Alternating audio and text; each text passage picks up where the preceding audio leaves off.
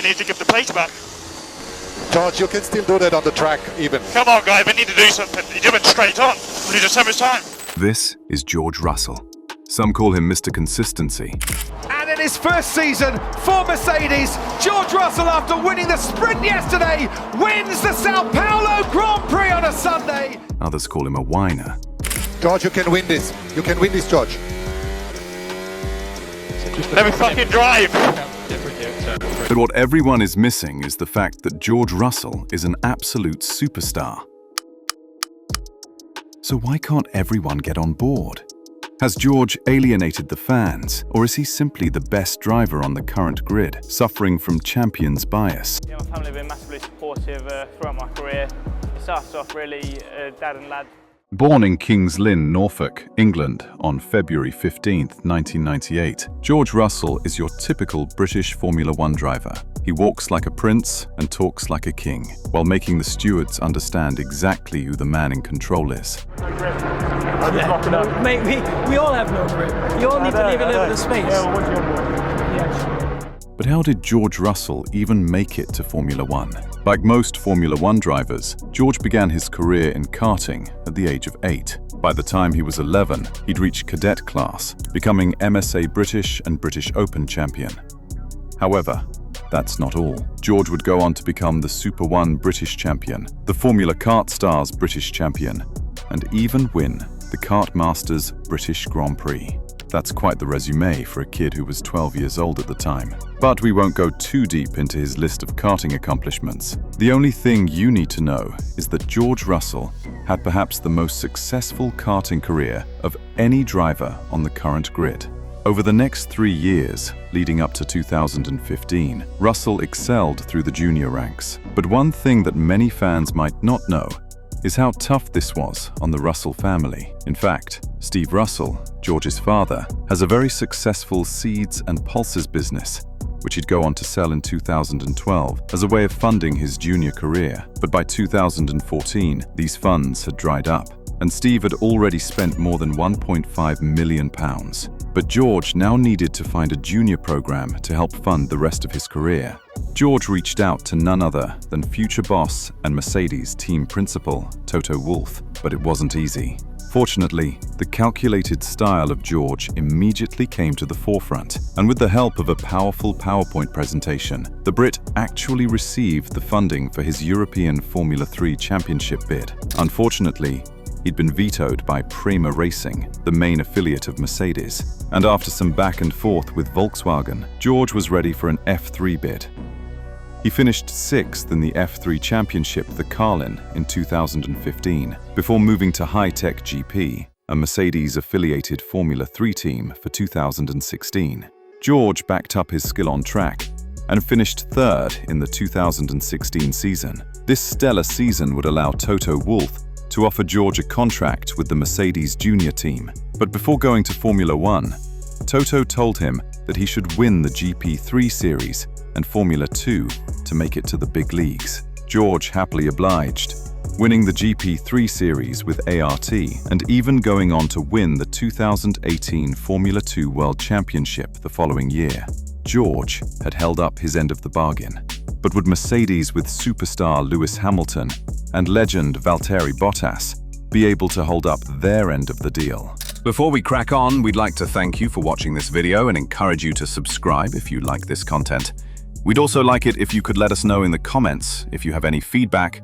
Despite George trying to worm his way into Formula One following a stellar GP3 season in 2017, Paddy Lowe, Williams' CEO at the time, wasn't as easily swayed by George's presentation. However, following his Formula 2 win, Williams obliged, and George earned a drive for Williams while still a Mercedes driver.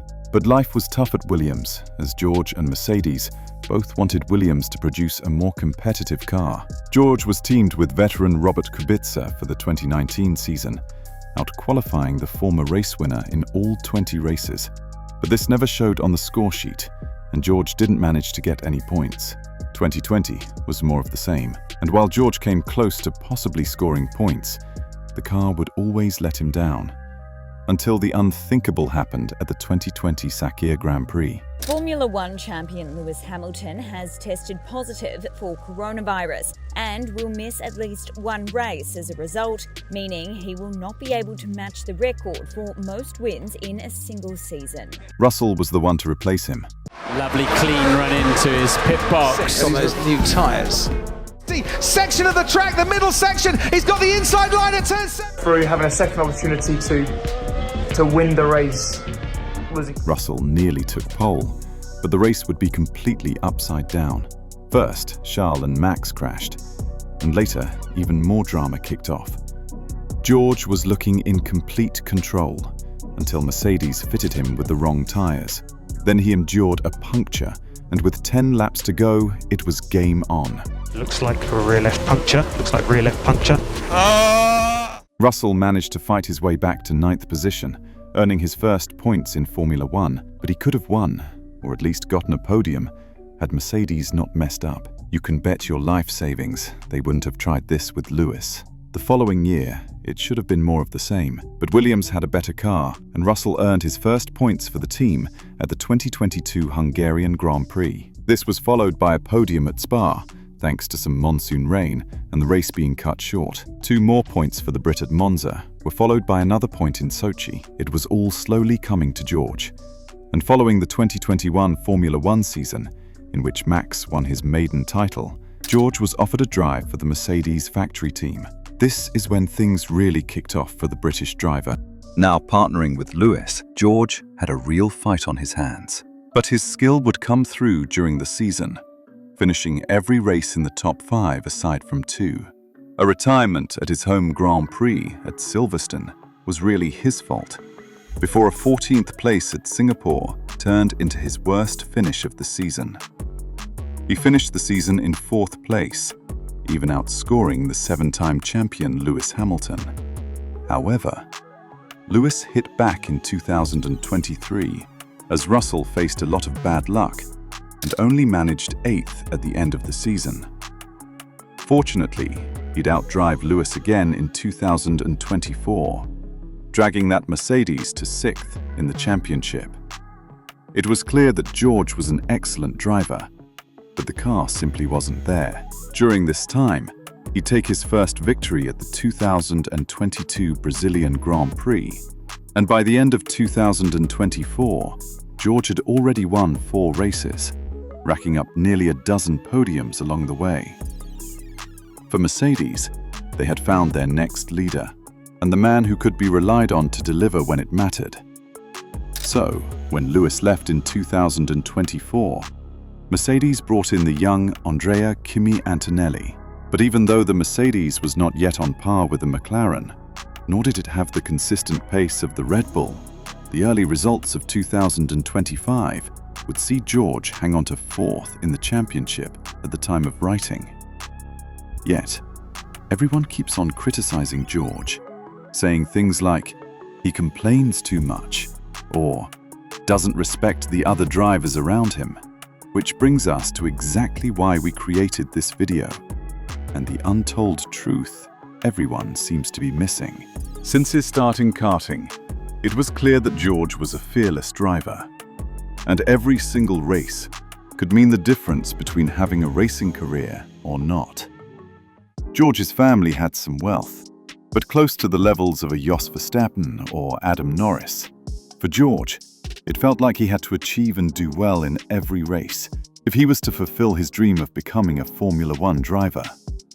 This meant that he would do everything he could to show how good he was and that he deserved a seat. But these problems once again came up during his time at Williams, with the team even considering replacing him with Kevin Magnussen to reduce their expenditure. What everyone is missing is the fact that for George, every race could have been his last, and he has been living with this mindset for the better part of a decade. He feels like he has to prove a point, and this is often where he pushes the limits too far, or gets into a confrontation with someone in a faster car. This mentality and constant insecurity are what made George Russell the driver he is today. A man always trying to prove a point and prove to the world that he deserves to be in Formula One. Well, you have done it, George. And if someday you happen to watch this video, you now have earned the right to calm down and go for a championship. So, despite what you think of the Briton, and whether you don't like him, George is an absolutely brilliant driver, similar to the likes of Jenson Button and a prime Sergio Perez. He might still have a way to go to reach the levels of Max and Lewis, but there's no denying that George can one day become a driver's champion. But now it is your turn to let us know in the comments what you think. Do you agree? Or is Russell still just your typical British, well, you know what I mean.